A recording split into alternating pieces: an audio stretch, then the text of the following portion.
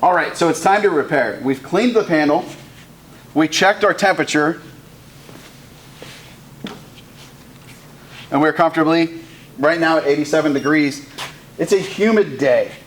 One of the things you need to look out for when the humidity's up is getting the moisture out of the panel. A great way to do that is to use your heat gun. And I like to warm the panel to around 120 degrees.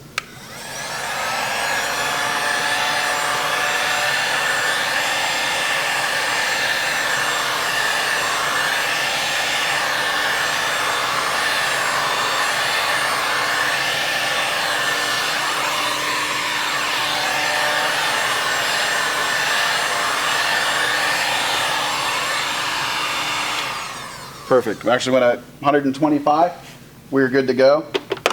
And we know that there's no humidity that's going to form a layer of moisture in between our tab and the panel.